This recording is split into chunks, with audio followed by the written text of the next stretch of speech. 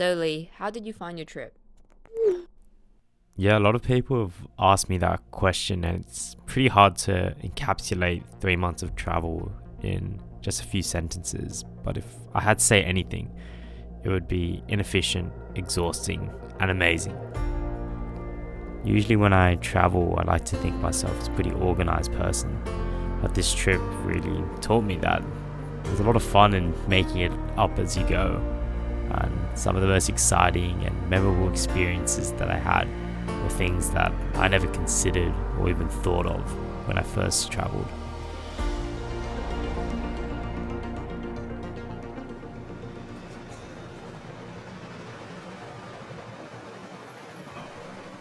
One of my friends said that Prague was his favorite city in Europe, and 3 weeks ago I didn't even have it on my itinerary. But now in this amazing city, I'm glad that I included it. Today I spent most of the day in the middle of the Czech countryside, 3 hours away from Prague, in this tiny town called Malá.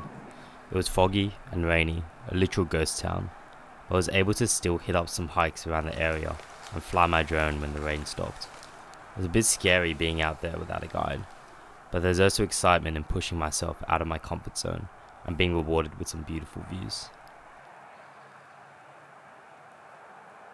The trains to Prague only come every 2 hours, so I hope I don't miss it.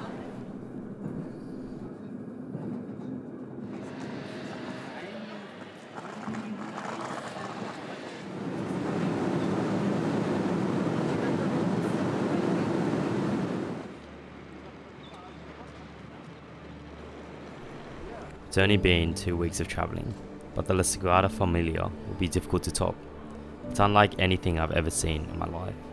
My mum has always talked about how it's a building that she would want to see in person, and I hope she can definitely see it in her lifetime.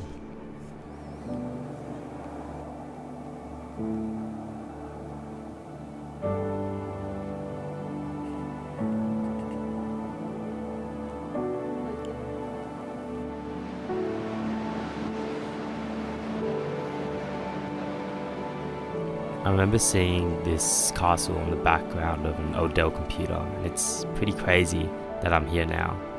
But I also think that it's pretty easy for me to take what I'm seeing for granted. After seeing so much and experiencing so much, I need to get better at just being in the moment rather than planning what to do next. Finally completed the Pico de Oro hike after waiting about 6 days to do it. But the weather was still pretty terrible, so couldn't take those amazing drone shots that I've seen all over Instagram. I did the hike with an American couple called Mark and Bailey, and it was really good to get to know them over the course of the 5 hours that I was hiking with them. Chatting to them reminded me that even though seeing these amazing views in Madeira and going on these hikes is great, meeting people is probably one of the most valuable things what you can do while traveling. Oh, wow, okay, yeah.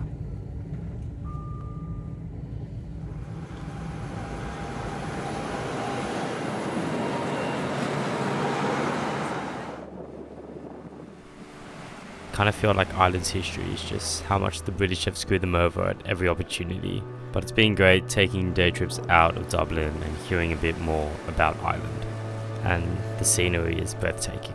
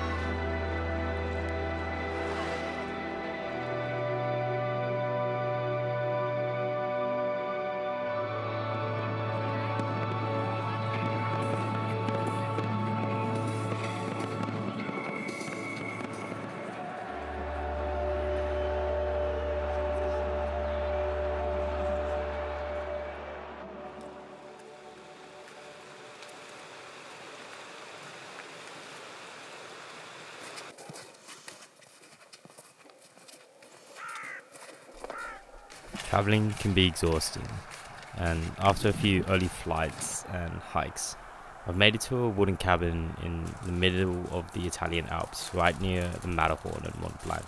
It's a crazy feeling being in the Alps and looking out the window and seeing mountains that I've always dreamed of. I definitely won't forget this experience.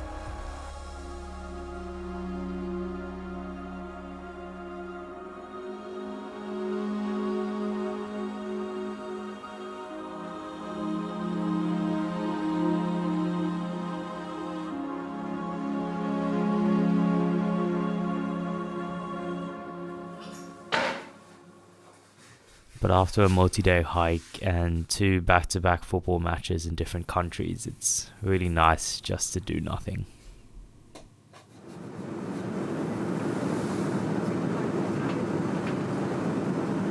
I was on the train from Sofia airport to the city centre and ran into a British couple who saw that I was alone and had dinner with me.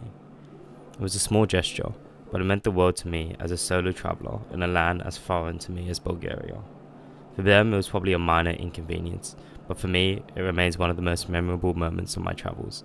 So thank you, Helen and Tristan.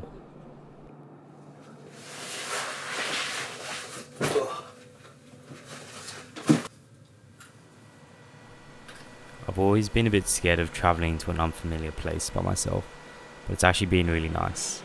And it's a bit of a cliched saying, but just because you're alone doesn't mean you have to be lonely.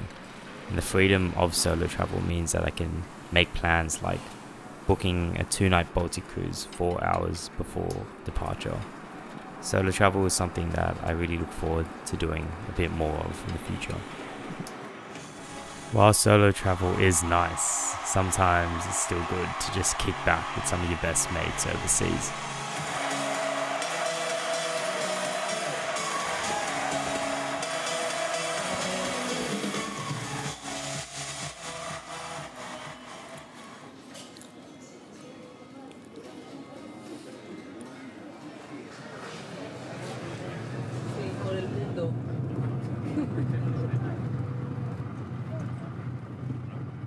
When I was planning out this trip, the Sahara Desert was definitely not a place I expected to go.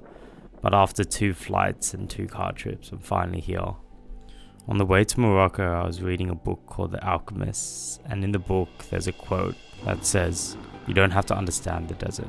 All you have to do is contemplate a single grain of sand, and you will see in it all the marvels of creation." I don't know if I completely understand the quote, but at least it sounds cool. I've been really lucky to do this trip with a lot of different people, and it's been such a fun and exciting experience to get to know them in such a new place and a new environment.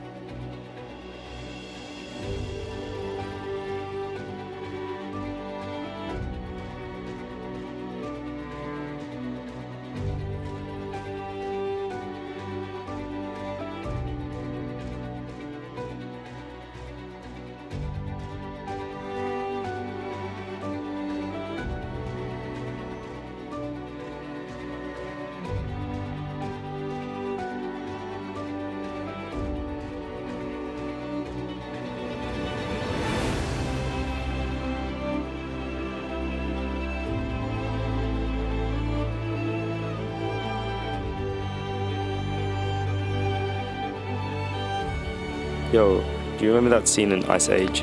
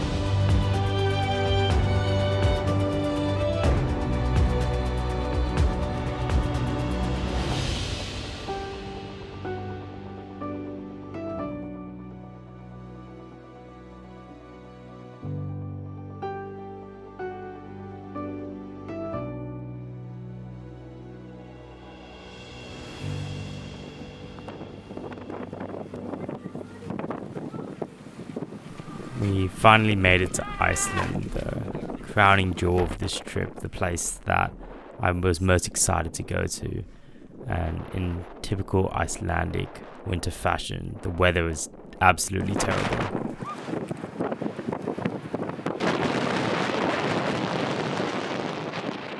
Because of this severe weather, we ended up spending most of the day at a soup restaurant, and I ended up equaling the record for most bowls of soup consumed in one sitting, which impressed the manager so much that he wanted to take a photo with me. But since the weather is clear, it's time to explore the rest of the island.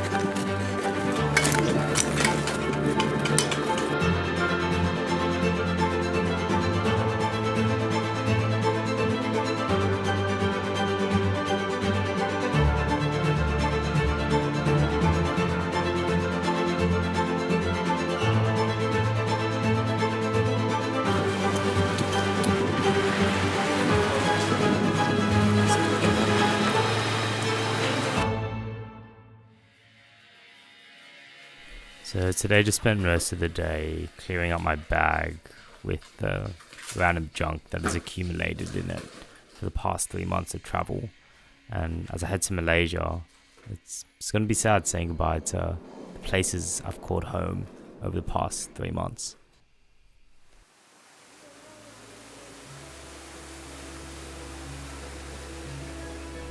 It was nice to spend a bit more time with my grandma in Malaysia as well as the rest of my family. And yeah, throughout COVID and the tough times my family has gone through, we know that we don't take this time for granted, and it's going to make saying goodbye even harder.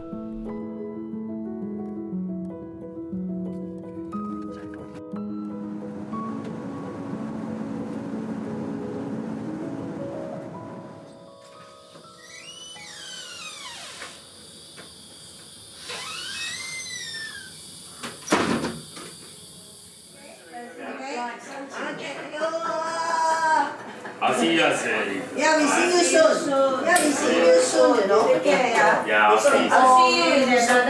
I'll see you soon. I see you soon. Another 2 months. Yeah, another one. 几时再来？新年再来。 Oh yeah, my team. So you tell us about your job.